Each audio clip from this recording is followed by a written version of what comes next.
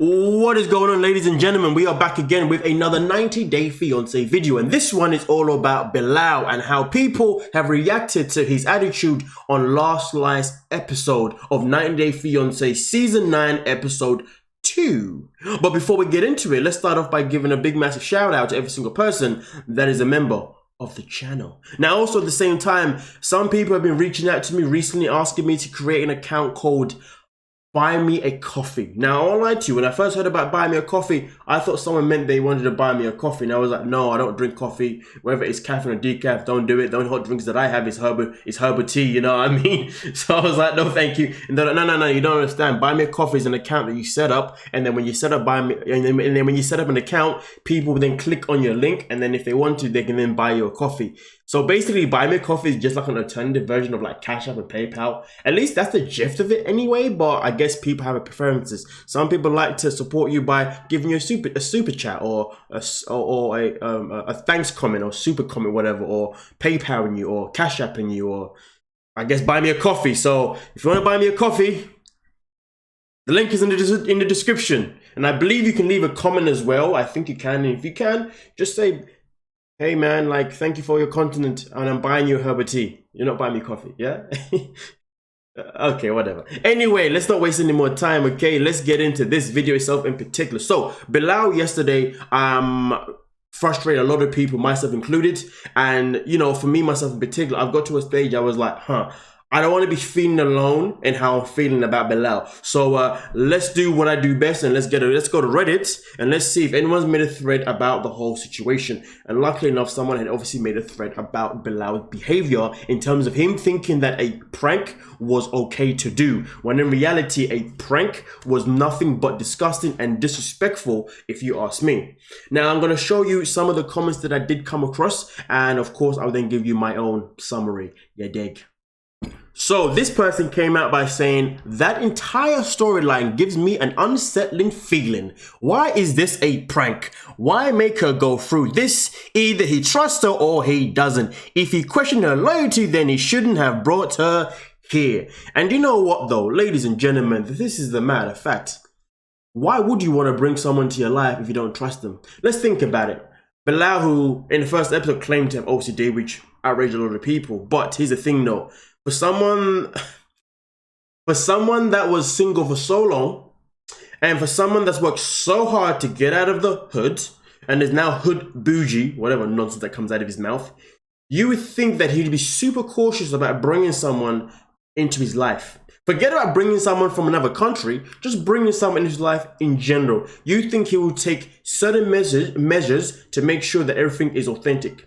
Now, in this situation, this is someone from a different country that he's bringing. Someone that he met, he fell in love, which at least you think would be enough to a certain degree. But now he's challenging the love that he has and the feelings he has with her by making a prank. Like, make it make sense. For a man that is so secure in life and so XYZ, you think he would, you would think that he wouldn't put himself, you would think that he would not put himself in a You would think he would not put himself in a situation or a position of where he's going to be bringing someone that he has uncertainty by. So the fact that he has this uncertainty makes no sense whatsoever to his character. And that is one of my arguments. But let's get into the next one before we continue. As you can see, this person came up by saying, I honestly never understood how all the Americans and their friends insist on their partners to prove themselves, as if leaving their entire family, their entire life, family, and friends behind isn't enough of a sacrifice. I think this prank is incredibly cruel. She's going through so much emotional distress, leaving everyone along with the stress of traveling and moving. He's such a nasty person, and she should leave.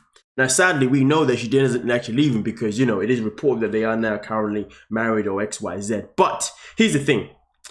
I honestly have never understood how Americans and their friends Now, let me elaborate on this. So here's the thing. In the UK, in the States, in Canada, maybe even Australia, maybe some other countries too, it is a common thing for people to move to those countries for, let's say, a better life. But sometimes moving to some of these countries isn't necessarily as easy as 1, 2, 3. So it's been known for so many years that people would normally go and get married to someone from any one of those countries. And therefore, once they get married to that person, they then end up leaving that person because they now have their status to be able to stay within any one of those countries or any other country that I didn't mention itself in particular. Now, because of that, there's obviously this stereotypical thinking that if somebody is coming to see you, or sorry, if you fell in love with someone abroad and they decided to come to America, for example, it must mean that their only sole purpose must be because they want to get away from their homeland, because they want to come to the land of the free, the land of the dreams, blah, da, da, da, da, da, da, da. But this is the thing. As much as history has shown that it is 100% a thing, can we say that it is a fair agenda to always put in front of us in a lot of the times? Not necessarily, no, it can't be fair. I mean, listen, and I think when it comes to Bilal himself in particular, this isn't even about whether his wife now or fiance on the show is there to use him to be in the country. It's not even about that to him. For him, it's more about entitlement. For him, it's more about being a narcissist. It's more about being able to do what he thinks is best to secure whatever he's trying to secure, but in reality, completely neglecting how this may make someone else feel. Because the bottom line is this: everybody has feelings. And to be honest with you, after watching yesterday's episode, I was so outraged and furious with this guy. It's just that I was so tired. I had no energy to even react the way I wanted to, but I'm gonna do it now, you know what I'm saying? But here's the thing though. Let's examine and go back to the very beginning. In fact, let me show you exactly what went down in yesterday's episode. Drive on the wrong side of the road. Yeah, I see.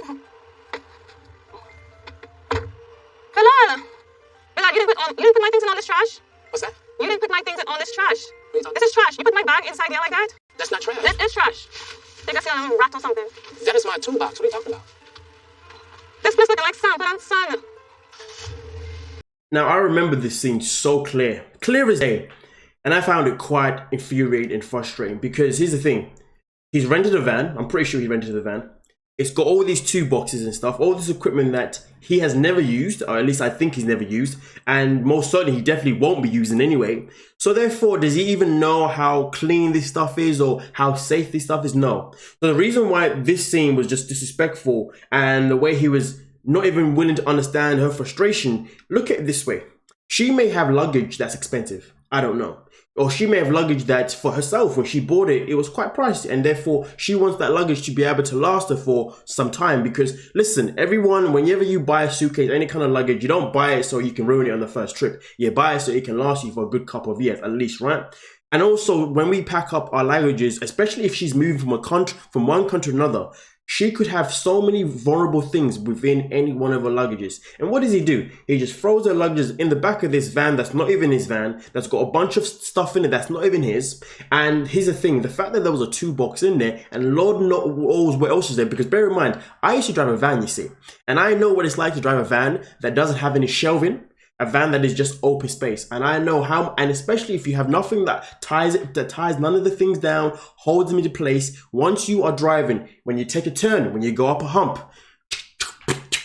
things are moving, things are shifting. And to be honest with you, Bilal is definitely someone that probably hasn't got a clue about how any of those things work, in my opinion, based on what he has shown us. But either way though, he's thrown her luggage in the back without even securing her luggage, no, without even thinking that she may have vulnerable things inside of her luggage that she possibly would not want to break, and she may have things that are sentimental, things that can't even be replaced. So to be honest with you, the fact that he was careless in terms of just throwing it inside, that's just embarrassing. Now listen, let's just go with the concept that the prank was a good idea. Now, even if the prank was a good idea, at least don't do it in a disrespectful way. At least do it in a way where you're still going to be careful so you don't hurt someone else's belongings. Because the matter of the fact is, if that was one of his expensive bags or expensive XYZ, we know for sure 100% he would have a freaking meltdown about it. Why? Because it would be his. Because the matter of fact is, throughout the whole episode, Bilal was literally just doing this. Me. She don't understand.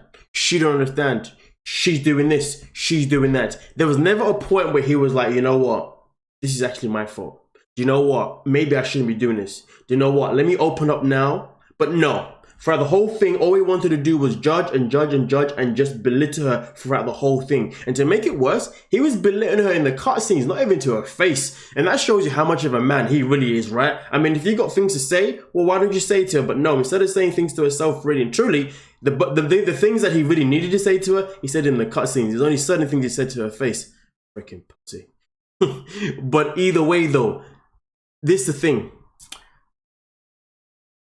There is no point of this man marrying this woman, even though they did, if he's gonna have some insecurities after bringing her from another country. And here's the thing though, going back to that post, we have to also bear in mind and respect the fact is when someone moves, it's not always easy. It does take a lot of planning, a lot of stress, a lot of things happen. Listen, everybody knows what it's like to move. We all know.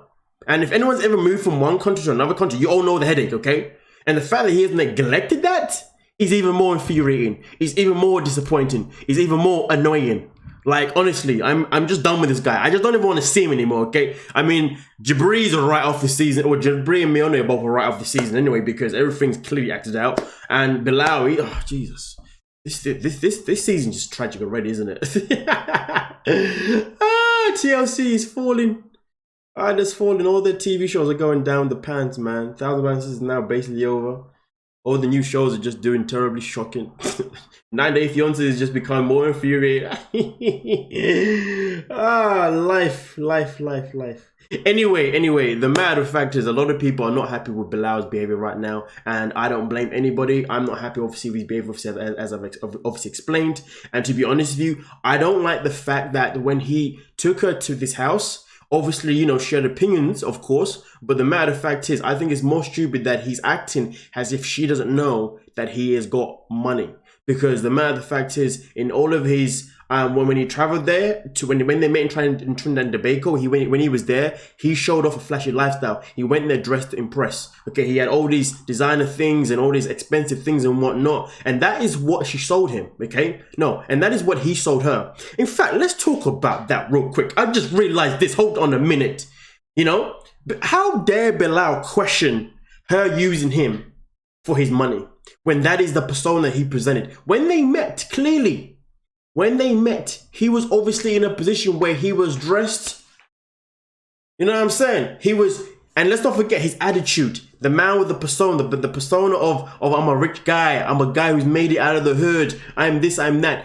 Bear in mind, if she is in love and she did fall in love, she fell in love with what you presented of yourself. So therefore, she's going to expect you to keep that energy. So the fact that he thought it was a good idea to switch up the whole personality that he gave her after years of speaking and then actually being engaged is actually even more beyond stupidity. Like, this is actually freaking stupid. This whole thing doesn't make any sense. Actually, hold on a minute. I'm actually losing my mind. Oh my goodness gracious me.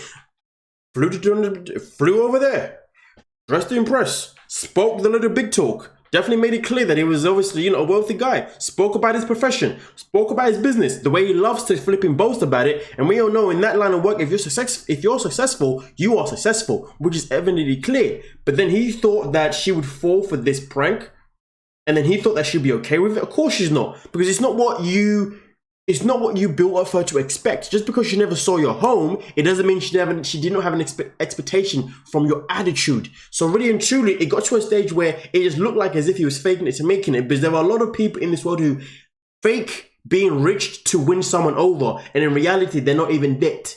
And you know what though? And to be fair, there was a part in yesterday's episode where she said, you know what?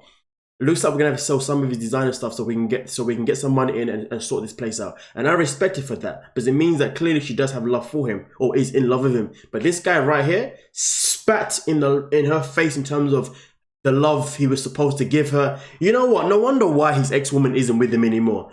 Oh dear. Anyway, I'm giving about a good 2-3 years and they're gonna get a divorce, because this guy's a freaking troll. Anyway, I'm done, I'm out, man. This guy's just got on my nerves. Like, subscribe, and peace. Thank you so much for your time.